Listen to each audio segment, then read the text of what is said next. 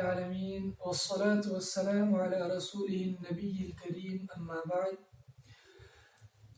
گزشتہ روز ہم نے روزے کی فرضیت کے حوالے سے 4 حدیثیں، 2 حدیثیں اور 2 آیات، اللہ تبارک و تعالیٰ کے 2 احکامات اور نبی صلی اللہ علیہ وسلم کے 2 فرامین سنے تھے۔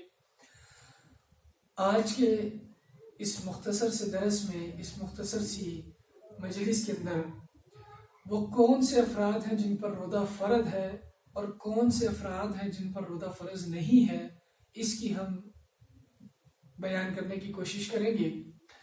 سب سے پہلی بات، رمضان المبارک کے روزے، جیسا کہ میں نے کل بیان کیا کہ ہر شخص پر فرض ہے، بغیر عذر کے کوئی نہیں چھوڑ سکتا۔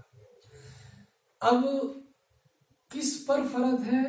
ان میں بھی چند لوگ ہیں، 3 قسم کے بندے کہ جن پر رمضان المبارک کے روزے فرض ہیں۔ نمبر 1، عاقل ہونا، یہ شرط ہے رمضان المبارک کے روزے رکھنے کے لیے۔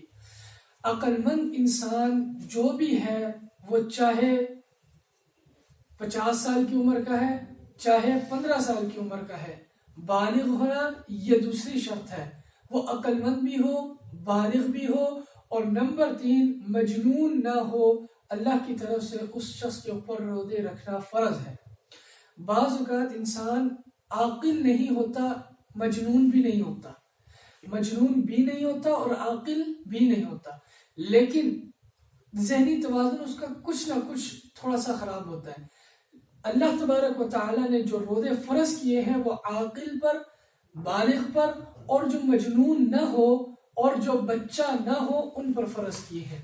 یہ 4 قسم کی شرائط جس میں موجود ہوں گی اس شخص پر روزہ رکھنا فرض ہے، یہ اللہ کی طرف سے فرض ہے۔ اور روزہ کن لوگوں پر فرض نہیں ہے؟ وہ 3 قسم کے لوگ ہیں۔ نمبر 1، رفع القلم عن 3، اللہ تبارک و تعالیٰ نے 3 بندوں سے قلم کو اٹھا لیا ہے۔ ان میں سے ایک بندہ کون تھا؟ ایک بندہ وہ ہے کہ جو سویا رہے۔ نمبر 2، اللہ تبارک و تعالیٰ نے مجنون سے، جو عقل جس کی دیوانہ پن ہے، جو اس سے اللہ تبارک و تعالیٰ نے روزے کو ساقط کر دیا، قلم اٹھا لیا، اس کی کوئی بھی عبادت اس پہ فرض نہیں ہے۔ نمبر 3، جو بچہ ہے، اللہ تبارک و تعالیٰ نے اس بچے کے اوپر روزہ فرض نہیں کیا، وہ بچہ مرفوع القلم ہے، اگر وہ رکھ لیتا ہے تو یہ اس کے لیے ایک نفلی طور پر ہوگا اور اس کے والدین کو اس کا اجر ملے گا، لیکن اگر نہیں رکھتا تو اس کو گناہ نہیں ملے گا۔ اور تیسرے نمبر پر جس پر روزہ فرض نہیں ہے وہ مریض ہے، یا چوتھے نمبر پر سفر والا مسافر بندہ، ان لوگوں پر روزہ فرض نہیں ہے۔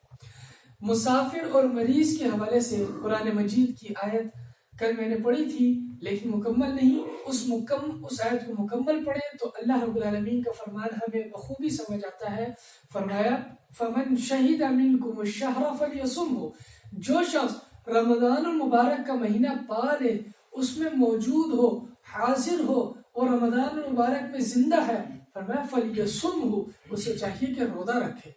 لیکن ساتھ ہی فرما دیا اگر جو شخص مریض ہے او علی سفر، یا وہ سفر میں ہے، فعدۃ من ایام اخر، تو وہ گنتی کے دن پورے کرے گا دیگر ایام میں۔ یعنی اگر مریض تھا، بیمار تھا، ایسا بیمار ہے کہ قریب ہے کہ وہ فوت ہو جائے، یا ایسا بیمار ہے کہ روزہ رکھنے سے اس کی بیماری کے اندر اضافہ ہو سکتا ہے، اللہ نے اس کو رخصت دی ہے وہ روزہ نہ رکھے۔ اور اگر کوئی مسافر ہے اور ایسے سفر میں ہے کہ اسے علم نہیں ہے کہ میں رمضان مبارک کے اس مہینے میں سحری کر سکوں گا، اپنی منزل تک پہنچ سکوں گا، یا افطاری کر سکوں گا، نہیں کر سکوں گا، اگر وہ اس شد و مد میں ہے، اس تردد کے اندر ہے، تو اللہ کی طرف سے اسے رخصت ہے کہ وہ روزہ چھوڑ سکتا ہے۔ یا پھر سفر کی دوسری حالت یہ ہے کہ انسان سفر کے اندر جائے اور ممکن ہے اسے ایسی بیماری کا سامنا کرنا پڑے، ایسے حالات کا سامنا کرنا پڑے کہ جس میں اس کے لیے روزہ توڑ دینا ضروری بن جائے، اس لیے اللہ نے پہلے سے ہی مسافر کو رخصت دے دی۔ لیکن یہاں پر آخری بات جو نوٹ کے طور پر گزارش کرنا چاہتا ہوں وہ یہ ہے، اگر مریض اور مسافر روزہ چھوڑ دیتے ہیں تو یہ ان کے لیے رخصت ہے، لیکن اگر روزہ رکھتے ہیں باوجود مشقت کے، اپنے اوپر مشقت کرتے ہوئے تو یہ رخصت نہیں بلکہ عزیمت ہے اور اس کا ثواب ان کو ملے گا۔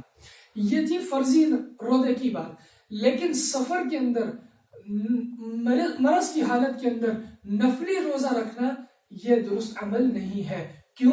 اللہ کے رسول صلی اللہ علیہ وسلم نے فرمایا کہ اللہ نے رخصت دی ہے تمہیں، اس رخصت کو لو۔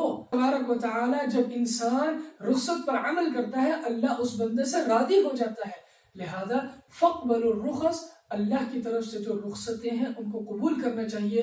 اللہ رب العالمین سے دعا ہے اللہ تبارک و تعالی مجھے اور آپ کو رمضان المبارک کے اس ماہ مبارک میں اور ماہ غفران کے اندر ہم سب کی عبادات کو قبول فرمائے، ہمارے گناہوں کو معاف فرمائے۔ وما توفیقی الا باللہ علیہ توکلت و الیہ انیب۔